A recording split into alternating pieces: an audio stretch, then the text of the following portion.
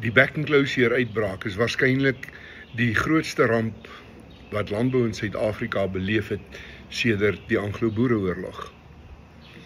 Baie boere gaan finansiëel onder as gevolg daarvan.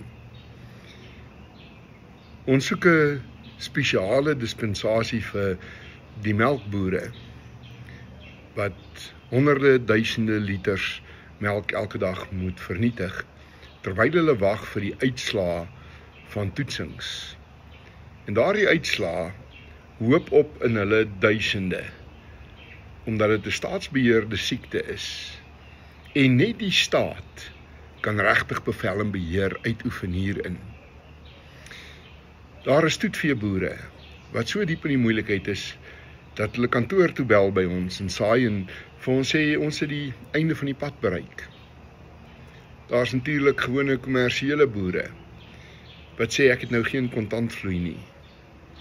En daar is nie eintlik begrip by die landboubesighede, die koöperasies, die banke, vir boere wat nie hulle verpligtinge nou kan nakom nie.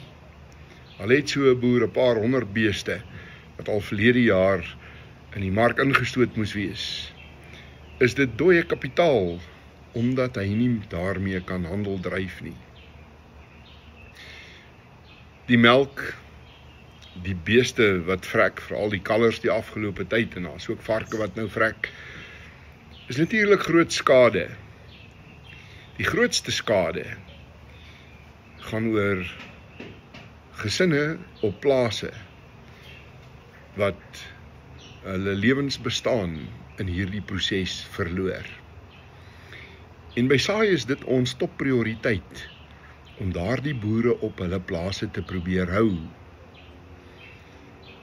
Een manier om dit te doen is natuurlik om te probeer om 'n finansiële brug te bou tussen die verknorsing waarin daardie boere nou is en die uitkoms. Want die beeste is daar, die waarde is daar op die plaas. Die bate kan net nie verdiskonteer word nie. Jy kan nie die bank of die skool of die universiteit of die koöperasie gaan betaal met beeste wat bek en klou het nie. Jy moet nou eers wag totdat die stroom af waardeketting se pype weer oopgemaak word.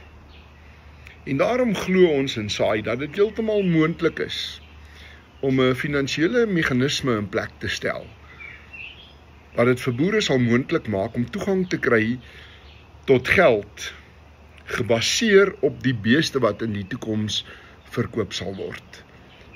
Wanneer die distrik waarin hulle boer weer bek en klou vry verklaar word, of wanneer daardie vee weer geslag kan word.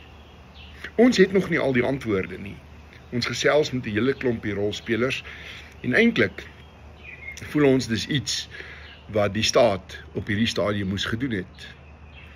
Ons moes lankal gesien het dat die departement van landbou en die landbank, die landbounavorsingsraad, die landboubemarkingsraad koppe bymekaar sit om so 'n meganisme in plek te sit, maar hulle gaan dit nie doen nie.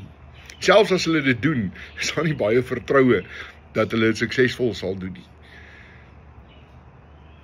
Ons wil jou uitnooi, iemand wat reeds 'n bydrae maak in hierdie industrie, om met voorstelle te kom, en laat ons kyk hoe vinnig ons miskien van die slimste koppe by mekaar gesit kan kry, om so 'n instrument te ontwikkel, om te kyk of ons boere kan help, om net te oorleef, totdat hierdie ramp verby is.